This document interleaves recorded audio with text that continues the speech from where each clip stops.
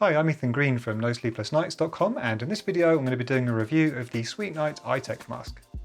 As the name suggests, the Eye Tech Mask has a few features that separates it from basic sleep masks. You can use it for a relaxing vibrating eye massage, as well as a warm compress or a cold compress.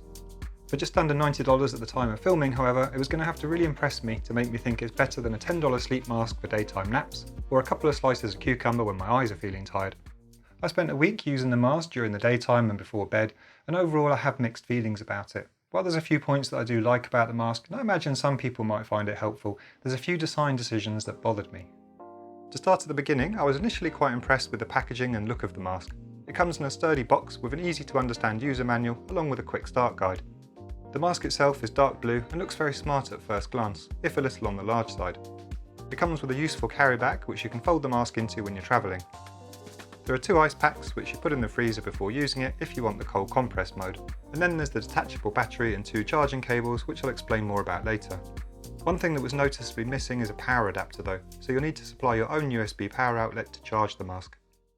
Okay, before I talk about the massage and the compress features, let's take a closer look at the design of the mask itself. I spent a lot of time reviewing sleep masks in the past, and even though that's not the main function of this one, I was hoping it would be comfortable and block out light well. There's no information on the SweetNight website or in the manual about the fabric other than it being waterproof. I asked them about this in an email and they told me it was polyester. The material does have a more synthetic texture than the silk sleep masks I'm used to, but it's still relatively soft and smooth on the skin. The mask is contoured with quite deep eye sockets that provide plenty of room for your eyelids and eyelashes to move around freely. The contours are padded and contain the vibrating and heating components. I think I would have preferred a bit more squishiness in the material around the eyes or a bendable nose cartilage. As it is, there's not much flexibility to shape it to your own facial structure. On the plus side, the stitching's good, with a robust look and feel to it. The strap is adjustable with snag-free microhooks rather than thick velcro or a slider buckle, so it is easy and quick to adjust it to your head size. The mask is fairly lightweight, which I like. I weighed it at 53 grams without the battery and 76 grams with it attached. Because you can't really shape the mask around your eyes and nose other than by tightening the strap, it won't completely block out light for everyone. For me it works well enough though, with just some small slivers coming in around the nose that I didn't really notice when I closed my eyes. But there is an element of luck involved in how effectively it's going to block out light depending on your individual facial structures. Okay, let's talk about the main features now. First of all, it's important to understand that only the vibrating and the heating need power. The cooling is simply done by adding the gel packs. And you can't have cooling and vibrating massage together. And although you can have the heating alone, you can only have the massage with the heating and not on its own. So let's start by looking at the massage and heating features. There are two ways to power the Eye Tech Mask. The first way is to use the USB-C cable provided to charge the detachable lithium battery, which takes around 40 minutes. You then stick the battery onto the magnetic point on the mask. Alternatively, you can use the longer cable to plug it directly in if you want it to last longer than the 36 minutes the battery typically lasts for. You then press the power button on the mask and relax as it heats up and vibrates. According to the SweetNight website, it warms to 113 degrees Fahrenheit, which is 45 degrees Celsius, and it provides 7,000 soft vibrations per minute. Personally, I didn't like the massage feature at all. Even though it's designed so that it massages around the whole eye area, I found that the vibrations are stronger on one side than the other, which was just a bit annoying. Also, the motor's quite loud, which isn't exactly conducive to relaxation.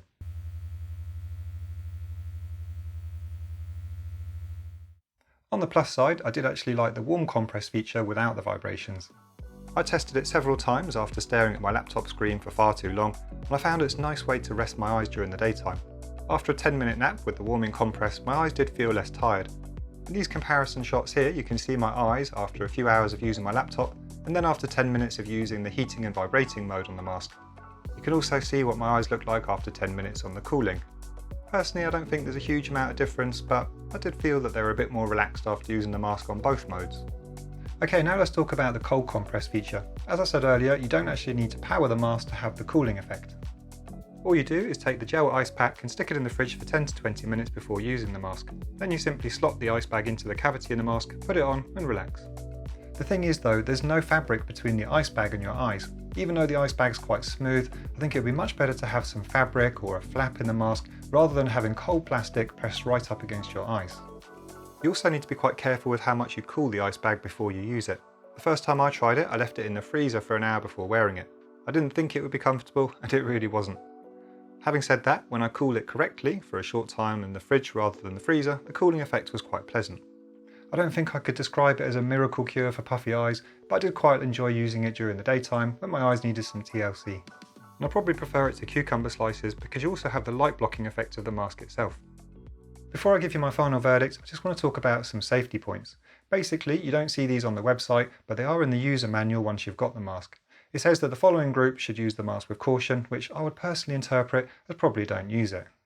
If you're pregnant or suspect you may be, if you've had an eye operation or have any eye diseases such as glaucoma, cataract or emotioretini, not sure about the pronunciation of that one, if your body temperature is above 38 degrees Celsius or you have low-grade fever or burns, if you have thrombosis, an aneurysm, dermatitis or infections, children under 14 and people with reduced physical sensation.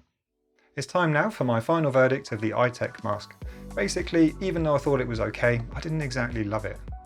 I think the mask definitely looks good, with robust stitching and large contours that creates ample space for your eyes. It's relatively comfortable to wear, but you can't mould it to your face, so you may find a bit of light enters around the nose area.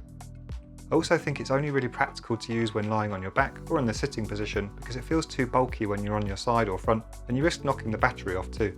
It's very easy to operate though, and I like how you can use the detachable battery or plug it in for longer use. As for the main features, I didn't really like the vibrating massage effect and didn't use it again after a couple of tries. I found that the vibrations aren't equally intense across the whole eye area and it's just a bit too loud. I did like the warm compress mode though, so it's good you can have that without the vibrations. I would have liked to have had multiple temperature settings rather than just one.